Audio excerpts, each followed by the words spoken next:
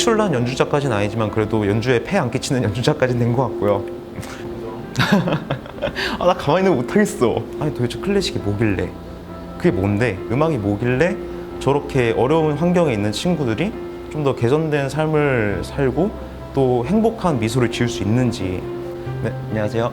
저는 좀 더 많은 사람들하고 음악을 공유하고 클래식에 대해서 더 많이 알리고 싶어 하는 아마추어 오케스트라 연주자, 또 원스 오케스트라의 단장 성진우입니다.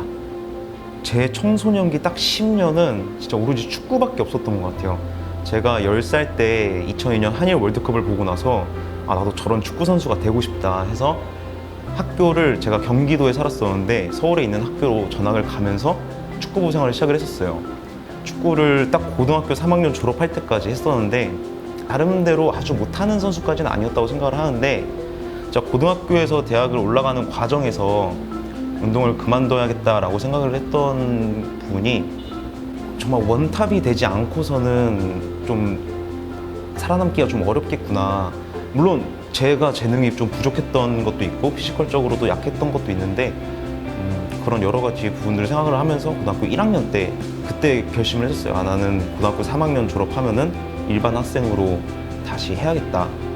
그렇게 생각을 하고 그때부터 조금씩 운동량을 조금 줄이고 공부하는 양을 조금씩 늘려서 고등학교 3학년 때는 일반 학생 전형으로 경희대학교 체육학과에 진학을 하게 됐습니다.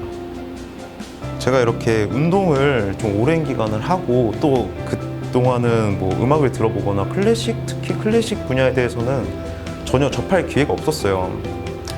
근데 대학교에 올라오고 나서 어쨌든 제가 느꼈던 20살의 가장 큰 감정은 약간 공허함이었던 것 같아요.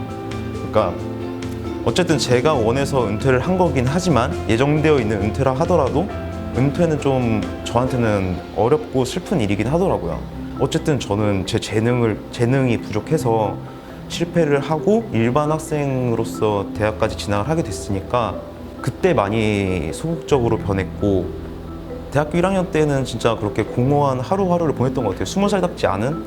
그래서 매일 그냥 학과 공부만 열심히 하고, 제 생일 때도 심지어 뭐 과제 하느라고 친구들하고 뭐 약속도 미루고 그랬던 기억이 있는데, 그러던 와중에 우리 교양 과목 중에 어떤 교수님께서 수업 시간에 엘시스테마라는 단체를 주제로 한 다큐멘터리 영상을 보여주면서 수업을 했어요.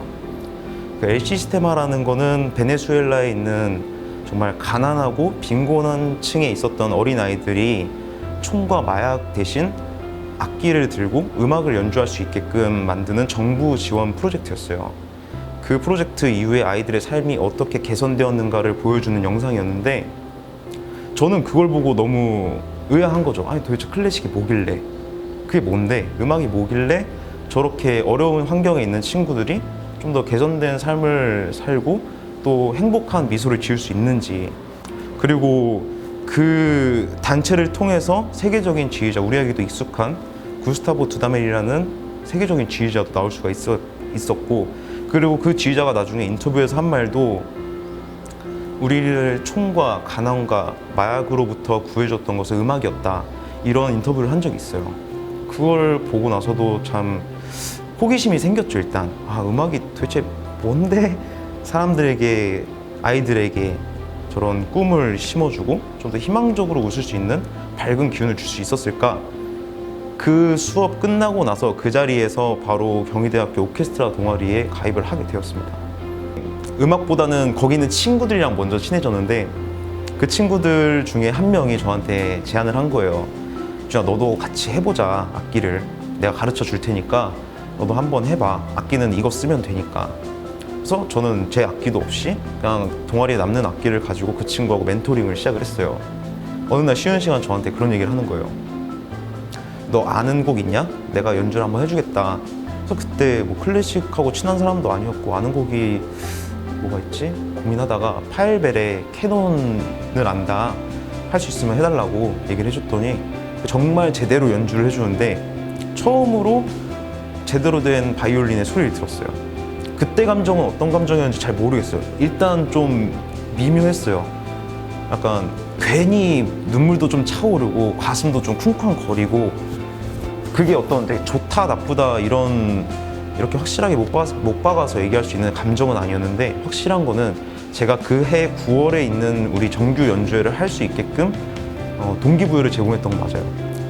제가 연주를 하는 것보다 객석에서 그냥 선배들 연주하는 걸 보는 시간이 더 많았어요. 그때 우리 정규 편성곡 중에 박지서곡도 있었고, 뭐 아이네 클라인의 것도 있었고, 몰다우도 있었는데, 몰다우를 들으면서 그때는 좀 확실한 감정을 느꼈던 것 같아요.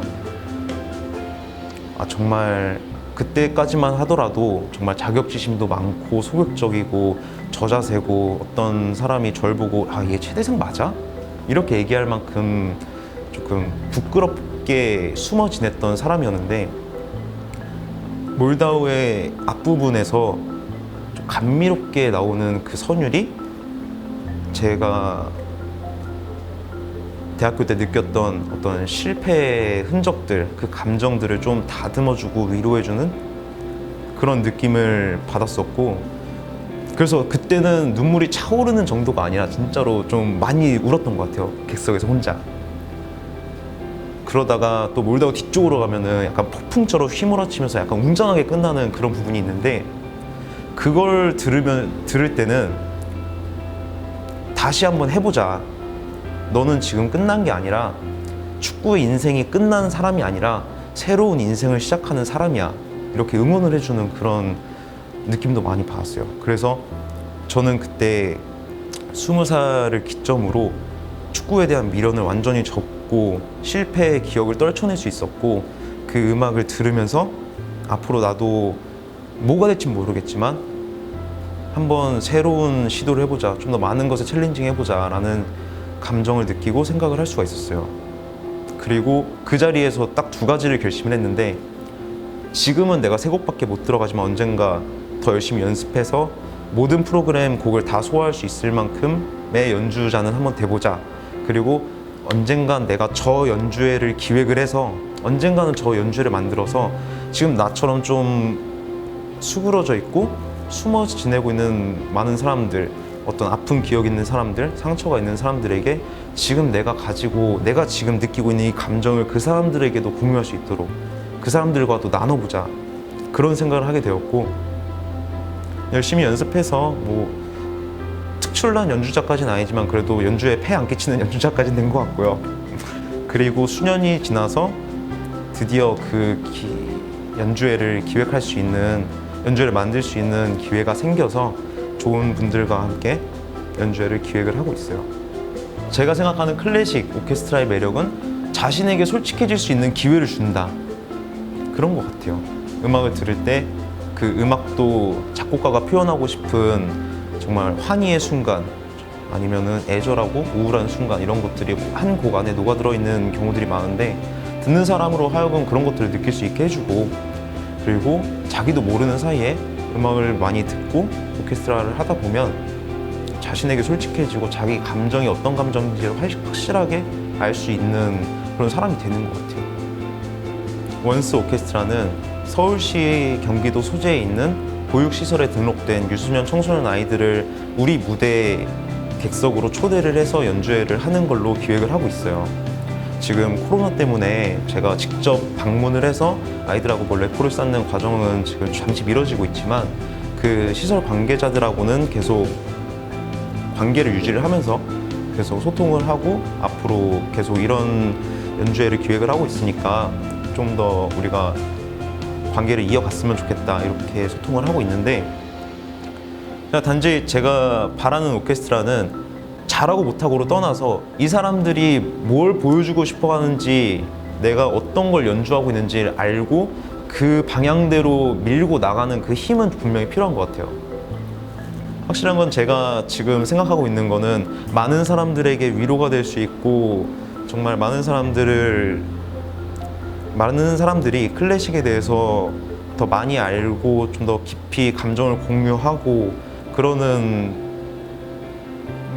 연주를 생각을 하고 있기 때문에, 우리 단원들 모두가, 뭐 단원뿐만이 아니라 스태프들, 공연 관계자들 모두가 합심을 해서 우리가 그리고 있는 이 그림을 저 친구들에게 전달할 수 있도록 꼭 그분들이 아니더라도 그 연주를 보러 오는 많은 사람들, 그리고 영상을 통해서 보게 될 많은 사람들에게 우리가 의도한 바를 보여주고자 밀고 나갈 수 있는 힘 있는 오케스트라, 저는 그런 오케스트라를 원합니다. 지금 우리에게는 클래식이 그렇게 익숙하고 친숙한 음악은 아닌 것 같아요. 많은 사람들이 낯설어하고 또 분명히 찾아보면은 친근하게 들을 수가 있고 좋은 공연들도 많이 있는데 그 루트들이 잘 안 보여요, 일반인들한테. 그렇기 때문에 우리 위의 세대에서 지금 우리가 이렇게 연주회를 재밌게 하고 할 수 있는 어떤 발판, 그런 것들은 많이 마련을 해줬어요. 이걸 좀 더 대중화시키고 보편적으로 만들어 나가는 과정은 우리 세대에서 해야 된다고 생각을 해요. 꼭 전공자뿐만이 아니라 이렇게 아마추어 오케스트라 연주자들도 적극적으로 참여를 하고, 그리고 그 공연들을 보다 많은 사람들이 보게 돼서 이 저변이 넓어지고 문화가 좀 더 확산이 되고 그랬으면 좋겠어요. 그렇게 되면 우리 다음 세대에서는 좀 더 싼 값에 오케스트라 클래식 공연을 볼 수도 있을 거고, 그리고 꼭 돈을 보고 가는 어떤 전공 오케스트라 공연이 아니더라도 좀 내가 뭐 공원에 나가서 오케스트라가 공연을 한다, 공연에 산책 갔다가 그냥 오케스트라 공연을 보고 들어오는 거예요. 아니면 광화문에서 어떤 클래식 이벤트 축제를 한다, 그냥 친구들이랑 나가서 가볍게 커피 한 잔 마시면서 공연 보고 들어오는 거예요. 이렇게 클래식이 좀 더 우리 대중들의 삶에 가까운 장르가 되었으면 좋겠어요.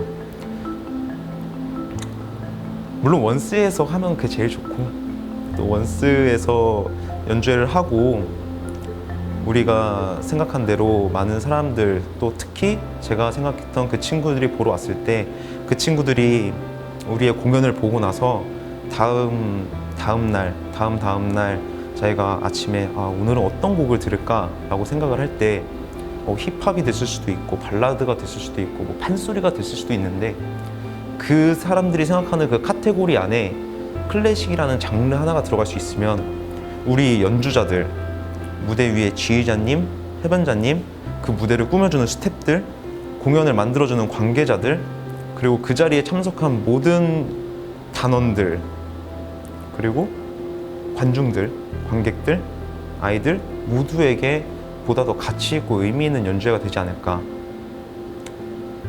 빠른 시일 안에 코로나도 정리가 되고 여러분들과 연습실에서 공연장에서 만날 수 있는 날이 왔으면 좋겠습니다.